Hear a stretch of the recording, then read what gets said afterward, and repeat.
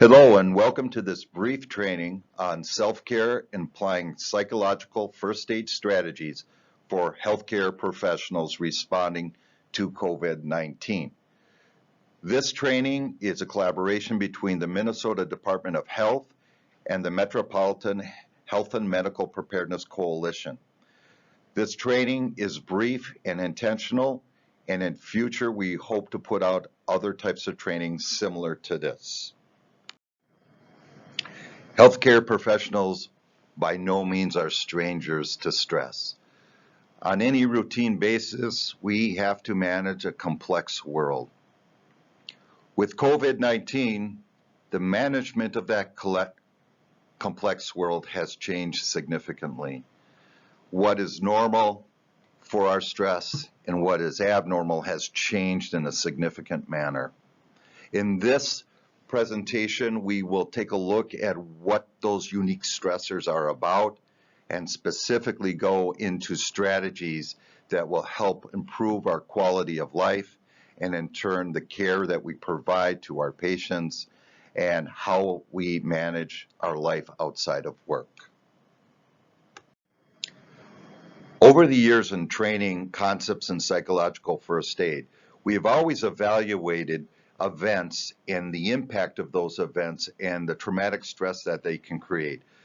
COVID-19 is clearly very significant in the manner that all the boxes are checked. The event is unexpected. We know that people are dying. We know that this is impacting the lives of our children. We don't really clearly have a time frame, which causes our sense of the unknown, living with a virus around us, which you can't see, smell, hear. We have significance in this, which deeply impacts how we experience stress.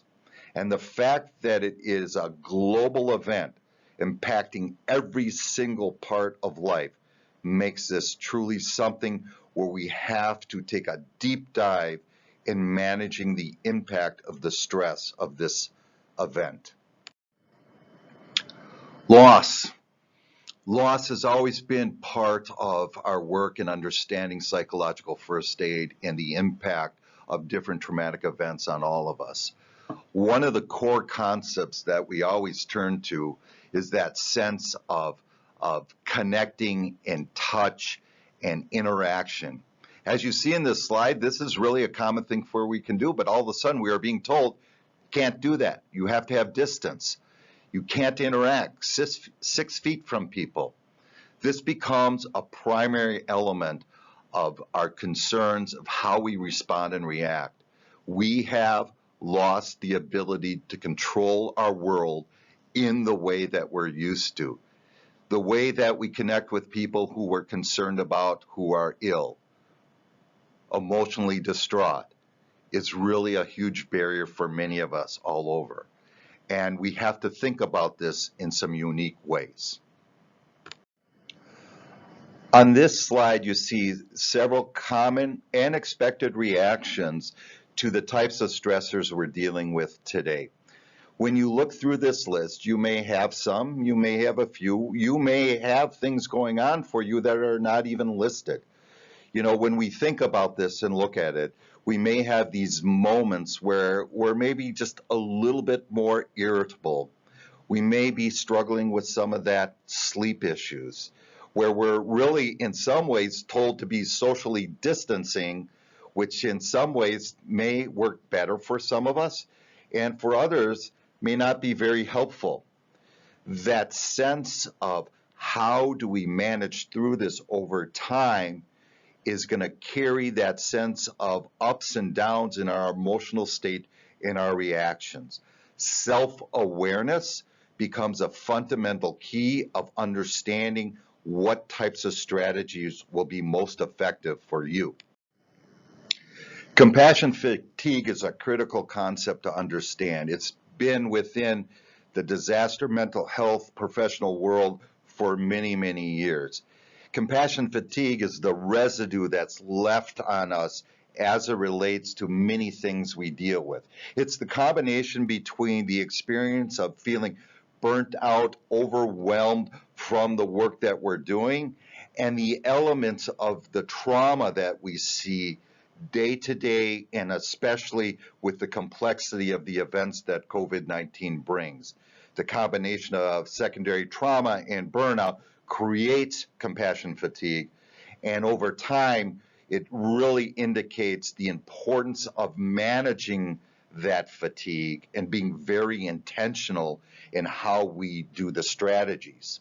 In our next slides, we're going to talk about those strategies that relate to how we take care of ourselves. Here you have a self-triage document that's going to help you create that level of awareness that I'm talking about. It is really a check the box about what you're experiencing on a day-by-day basis over a week's period of time. I think many of these items listed are fairly straightforward in what their intent is and what you're experiencing. So for instance, if you're working longer than normal hours, which is common for many of us, you check the box. Though when you look towards the bottom on the left, with these different sort of experience, it says, was directly impacted by COVID-19. The intent here is if you are personally impacted, meaning yourself, friends, loved ones, are experiencing COVID-19 signs, symptoms, or illness, we want to make sure that you are aware of this. So take a look on the blue on the right upper hand side. You're going to see the beginning of our discussion around different strategies of managing stress. One of my favorite strategies is number 2. To help reduce physical tension is the concept of breathing and very intentional deep breathing, just sort of that slow inhale, a couple seconds, pause for a couple seconds, and slow exhale. When you think about this exercise, it's the intention of really experiencing the breath and only thinking about the breath itself, feeling the inhalation, the experience of the air flowing throughout different parts of your body. And you know, many of these things clearly are things that we're self-aware, right? The amount of caffeine we bring into our body, eating healthy. This is an event that you have to strategize over time, not days, not weeks, but really looking at multiple weeks and possibly multiple months. Some of you may be familiar with the Minnesota Psychological First Aid card. This is the back side of that card, and I want to spend a little bit of time talking about prevention strategies and overall self-care. So when we take a look at some of the lists on the back of this card, you're going to notice that we talk about regular exercise. And one of the things that I think about here is that we must think about how we exercise, how we move, how do we take breaks, to be more intentional in those strategies. One of the things that we know, and it's really well researched, is the way we create mindfulness around when we do things that are helpful for us. For instance, you decide to take a short break or after regular work hours to take a walk.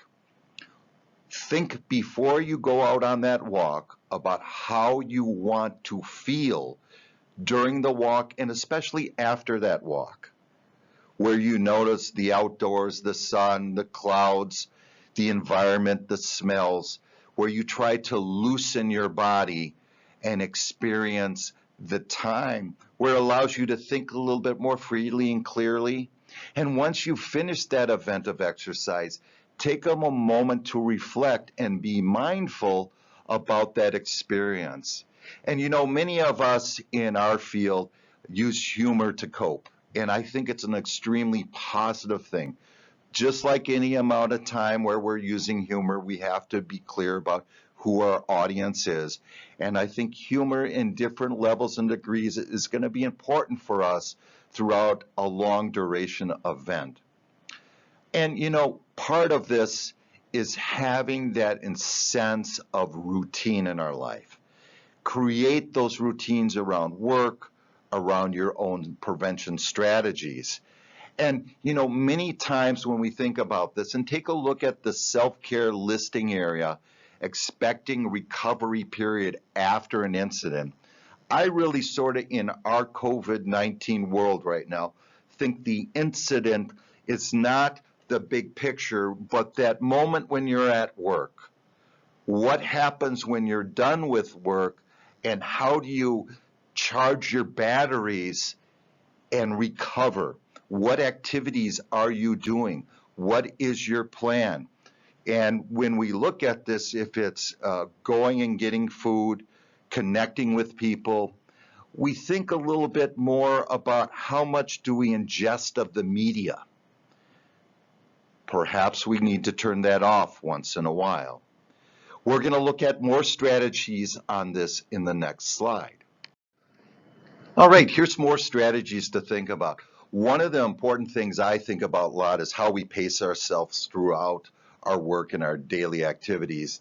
And sometimes we're our worst own enemies when it comes to pacing and the expectations that we create on ourselves. Over time, this is going to hurt us if we don't slow down and take time to recover. So one of the best ways to keep ourselves honest is creating a buddy system at work and with our relationships outside of work. The buddy system is really that way to check how well we're doing and to have honest and open communication with that buddy. And let people know, you're my buddy. You do check in every once in a while, how you're doing, and you have to be honest with each other.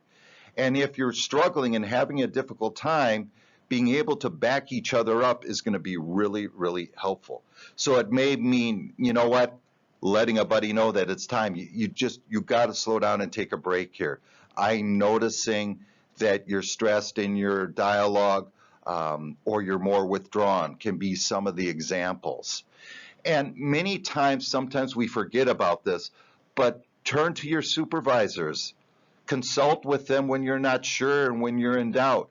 Now, we may not always have all the answers, but we're surely going to listen and care about what's happening for each other. So simple stress management, strategies we've talked about already, as far as taking the breaks, eating healthy, knowing your limits, and talking about those limits become really important. All right, folks, we intentionally made this a very short presentation. It's now action. It's now time to make personal plans. What are you going to do? Create a list of the strategies we've discussed, strategies in the past that have worked for you, strategies that you've heard from other people, and do it. Act. Because our actions for today are going to affect tomorrow. And it becomes critically important that you have a plan. In closing, I want to thank you for your time. Take a look at these resources. Minnesota Department of Health behavioral website managed by Nancy Carlson has a great deal of information, or the metrohealthready.org also has resources. And in closing, I want to say the critical component I feel about this is recognizing there are going to be things we can control, and there are things that we will not be able to control. The key is having the wisdom to know the difference. I thank you and wish you the best.